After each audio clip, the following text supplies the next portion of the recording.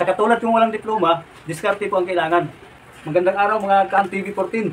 Sa mga gusto pa lang mag-vlog dyan, pero hindi lang alam kung paano mag-umpisa, baka isa ako sa makatulong sa inyo dyan. Hindi naman talaga ako eksperto pagdating dito sa vlogging.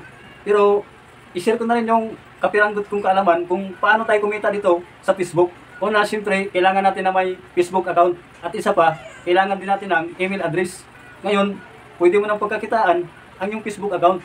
Yung Facebook na mismo gamit mo ngayon, ang kailangan lang dyan, buksan lang yung professional dashboard. Bali, ang kailangan dyan, i-turn on mo lang ang professional dashboard. Pag yan na-turn on mo na ang professional dashboard, automatic, lahat ng FB friends mo, maging followers mo na. Meron kasing requirements si Facebook bago pa niya tayo pasahurin. Ang unang requirements ni Facebook, 5,000 followers at 60,000 minutes view. Galing sa pinakalitis upload mo na video.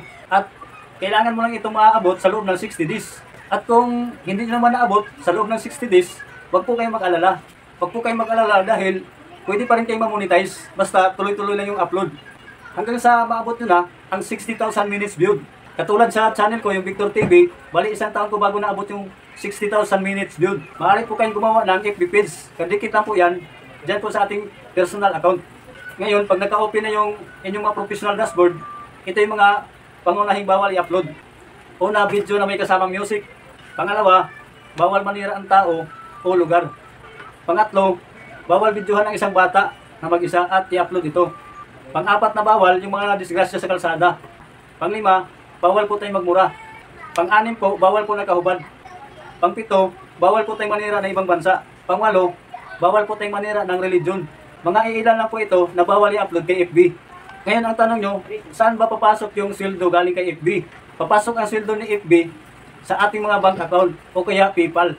Sa oras na maabot mo na ang hiningi ni FB na requirements, saka na po ipa-sit up ni FB ang inyong payout account. Sa sit up po ng payout account, kailangan po meron po kayong bank account o kaya PayPal account. At isa pa pong requirements ang TIN number. Alam ko pong hindi masyadong malinaw ang ginawa kong tutorial.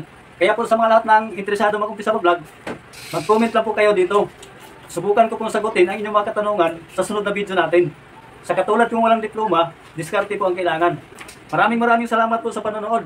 At huwag niyo pong kalimutan, mag-like, share, and comment. Maraming salamat po ulit, Victor TV. Ang TV! Hey guys, ito yung pinakamasarap na yung ulam sa kanin.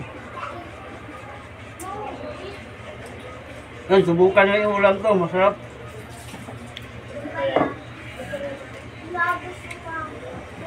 Mangga, ulam sa kanin. Panalo.